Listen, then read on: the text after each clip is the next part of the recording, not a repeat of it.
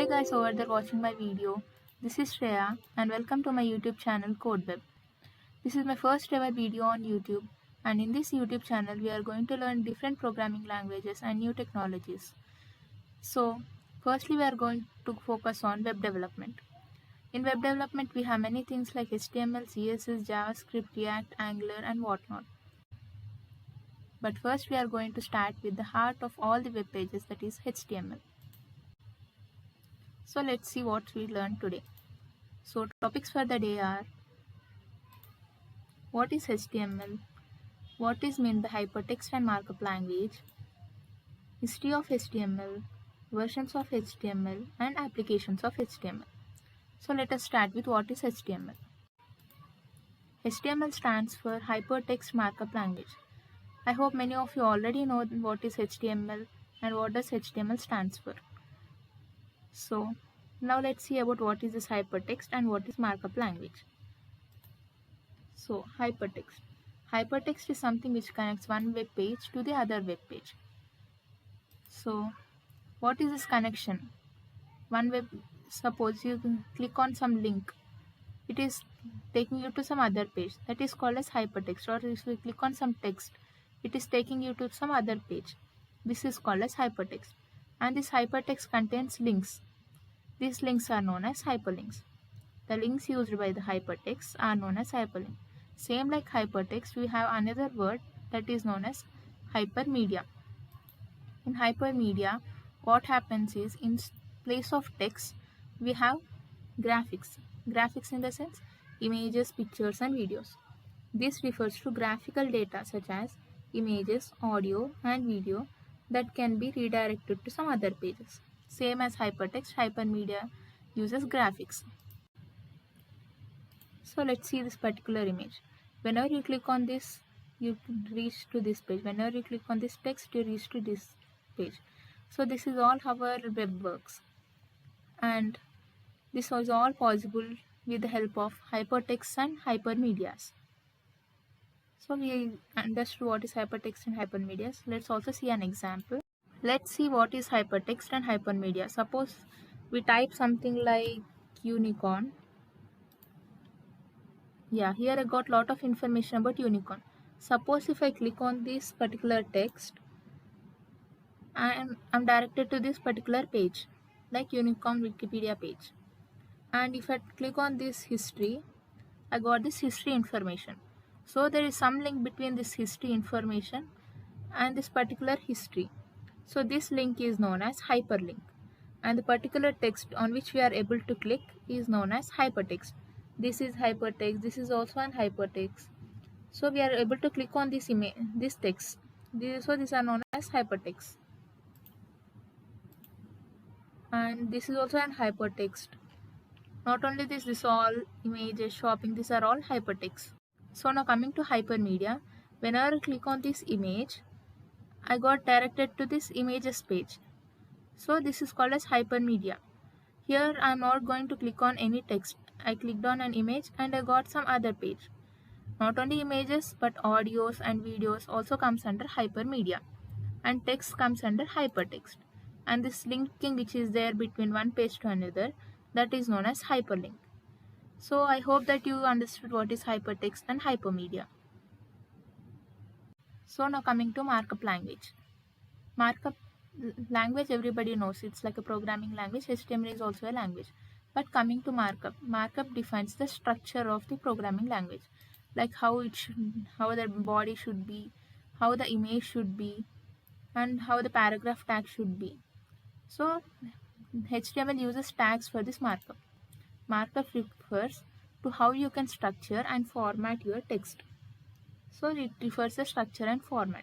Markup is what the HTML tags do to your web page. This tags provides markup to the web page. So that's why HTML is called as a markup language. HTML provides a facility to mark up the data in the web page. So it is called as a markup language. So this markupping facility is provided by HTML. That's why it is called as markup language. Coming to the history of HTML, do you want to see the person who has written this language? So he is there. He is Tim Berners-Lee. Sir Tim Berners-Lee has written HTML in the year 1991, but it was officially declared in the year 1993. The first version of HTML was written by Sir Tim Berners-Lee in the year 1993. Why he has written this HTML? So in olden days, there were browsers, but he wanted to make information available to each and every person in the world. So in order to make the information available to each and every person in the world, but we need one language to put this information in the browsers. So that is why he has written HTML. It was released with the intention of sharing information that can be readable and accessible via web browsers. Since the release of HTML 1.0, there were several new versions released. After release of first version, that is in 1993, several new versions of HTML are released. Now the present version which we are using is HTML5. And the HTML 4.01 is the most used versions of all the versions. Throughout 2000s, the HTML 4.01 was used because it was having many advanced features. So coming to versions of HTML. As I said, there are many versions of HTML released, but let us learn about some important versions which brought major changes. So coming to the first version, that is HTML 1.0 or simple HTML. It is the most basic and first version of HTML released in 1993. As I already said, the first version was released in 1993. And it was a basic version. It doesn't have many tags or it doesn't have too many fonts. It was very simple version. Its main intention was to provide information on the web. The version has very few tags and elements. It did not support any fancy features like fonts. It doesn't had any font. It had only one font and there was not facility to change the fonts. It also did not support tables. Tables were not supported in the first version of HTML. Now let's come see the other version, that is HTML 2.0. So this version was developed and released in the year 1995. This motive was to improve HTML 1.0. A lot of improvement is shown by HTML 2.0 in terms of HTML tags. There were more tags added in HTML 2.0 compared to HTML 1.0. The concept of forms came in use in this new version. What is forms? We have filled many forms like online forms. Whenever we are applying to any exam, we fill forms. This all online form system is possible because of HTML. The table tag was introduced in this version. In previous version, we did not had any table tag, but in HTML 2.0, table tag was also introduced. And one more thing which was formed in this period was World Wide Web Consortium. It is also known as W3C. What is this World Wide Web Consortium? W3C, it's a type of organization which takes care about all the browsers. We have many browsers like Chrome, Internet Explorer, Mozilla Firefox, Safari. But there's no rule that HTML is accepted by all the browsers in the same way.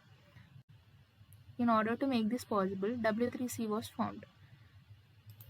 What this W3C does is, the main intention of W3C is to they make sure that all the browsers accept the HTML tags in the same way.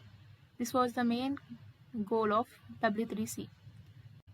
And Sir Tim Berners-Lee is the chairman of W3C. Now let's see the next version of HTML, that is HTML 3.2. So HTML 3.2 was developed in 1997. Again, it has more improvement than HTML 2.0. But one thing which was very newly released in HTML 3.2 was CSS. What is the CSS does is, it adds beauty to the web page. It has numerous fonts, colors, and many things. But the CSS in the HTML 3.2 was embedded CSS. So coming to HTML 4.1. This is the most used versions of HTML and it was developed in the year 1999. This was the most used version of HTML.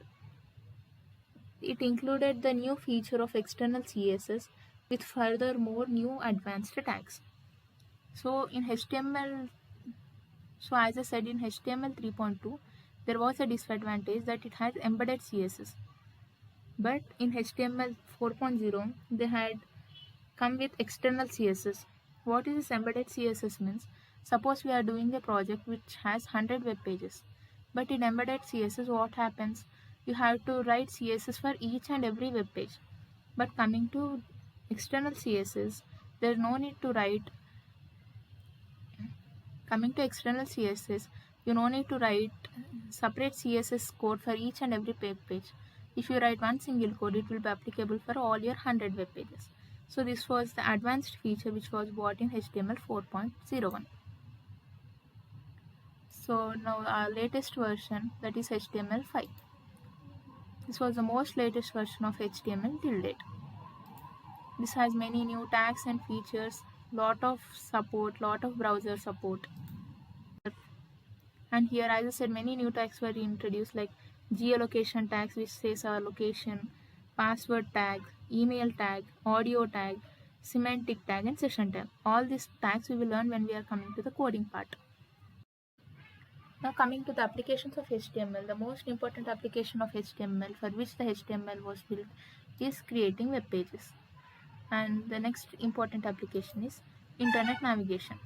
As you have seen in the concept of hypertext and hypermedia, by clicking on one text we are reaching to other, when clicking on one image we are reaching to other. This is all nothing but navigation throughout the web. So HTML is used for internet navigation. And the third application is responsive images on web. We are able to create responsive images on the web. Like if we click on the image size increases, decreases, or it redirects us to some other page. These are called as responsive images. Next comes offline capability uses. Offline in the sense, even if your net is not on, you must be able to use that application. So this is possible by HTML with the help of application cache mechanism. This mechanism helps offline view. Suppose if you download any video on YouTube, so you can view it in offline mode even when your net is not on. Next is data entry support. HTML also supports data entry. And the last application is game development. In previous days, only Flash and Silverlight was used for game development. But nowadays, with the advanced features of HTML5 and CSS3, including JavaScript's Lightfast, we are able to develop games using HTML also. So these are all other applications of HTML. Thank you for watching my video. If you like the video, do like, share and subscribe to my channel, Codeweb.